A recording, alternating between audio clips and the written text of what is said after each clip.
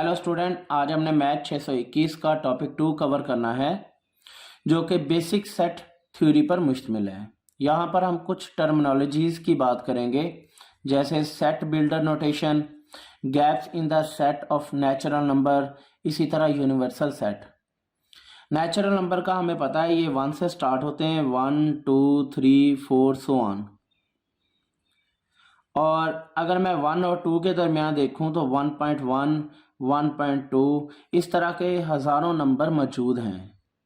इन gaps को cover करने के लिए हमें दूसरे सेट्स की ज़रूरत पड़ती है जैसे rational set, irrational set, so on. Next terminology है यूनिवर्सल सेट। ऐसा सेट जिसमें दूसरे तमाम सेट्स के एलिमेंट मौजूद हों और ये दूसरे एलिमेंट जो हैं इस सेट के सबसेट भी हों, उसको हम कहते हैं यूनिवर्सल सेट। मसलन अगर हम एक सेट ले लेते हैं ए और इसके एलिमेंट हैं 1 2 3 4 सो ऑन, ये 10 तक हैं। मैं एक सेट ले लेता हूं, ये यू है, सॉरी ये यू है और यूनिवर्सल सेट को रिप्रेजेंट कर रहा है। एक सेट मैंने ए ले लिया है, ए इक्वल है 1 2 3 के, और दूसरा सेट मैंने बी ले लिया है, ये 2 5 7 के इक्वल है। यहाँ पर हम देख सकते हैं कि ए के तमाम एलिमेंट इस सेट में मौजूद हैं और इसी तरह बी के भी तमाम एलिमेंट मौजूद हैं। तो यूनिवर्सल सेट की डेफिनेशन के मुताबिक ये तमाम एलिमेंट इसमें मौजूद होने चाहिए और ये दोनों जो हैं वो यू के सबसेट भी हैं, यानी ए जो है वो सबसेट यू का और इसी तरह बी जो है वो सबसेट है यू का। इसी तरह अगर हमारे पास एक एलिमेंट जो है वो एक्स है और ये ए में बिलोंग कर रहा है तो हम इसको लिखेंगे एक्स बिलोंग ए, यानी हमारे पास सेट ये तमाम के तमाम एलिमेंट जो हैं ये एक्स हैं और इनमें से मैं कोई भी एलिमेंट ले लूं, मसलन मैं 2 ले लूं, ये 2 जो है ये बिलोंग करेगा यू को, इसी तरह 3 जो है ये बिलोंग करेगा यू को।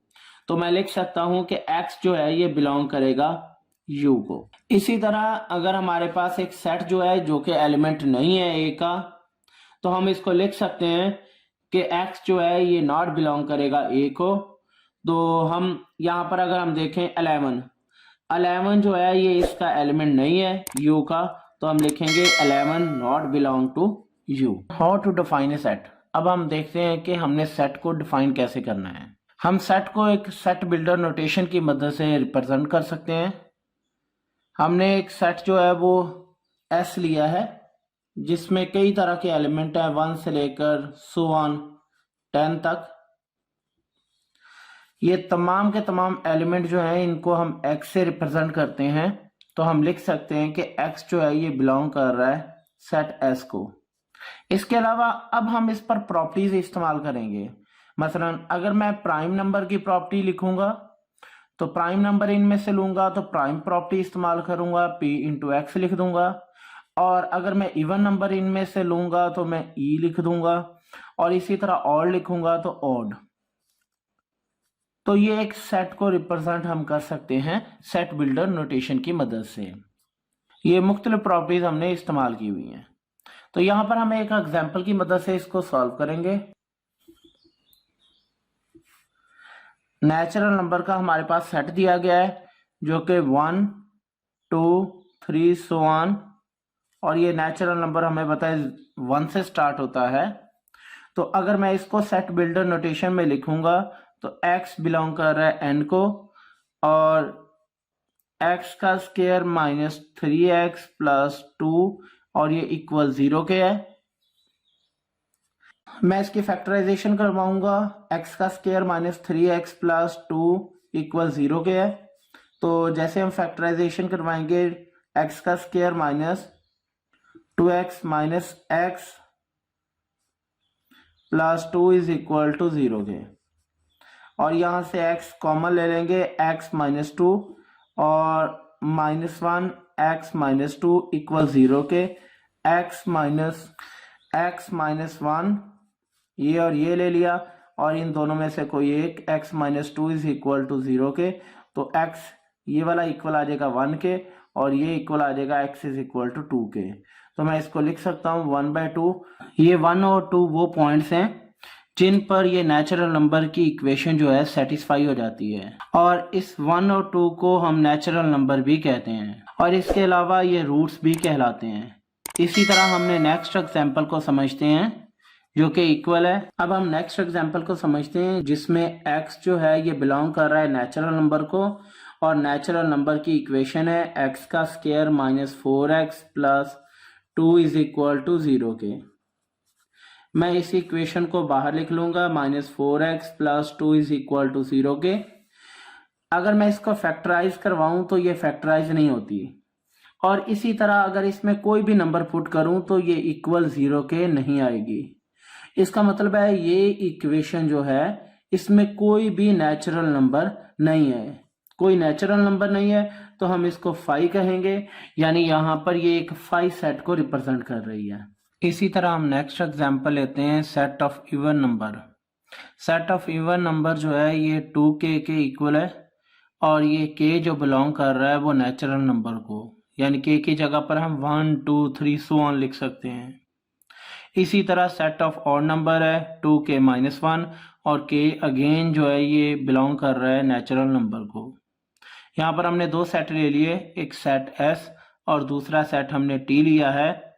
s जो है ये कंटेन करता है t को, यानी t के तमाम एलिमेंट s सेट में मौजूद हैं।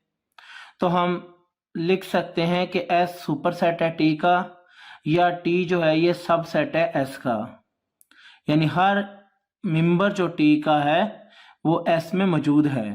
तो t जो है ये सब सेट है s का।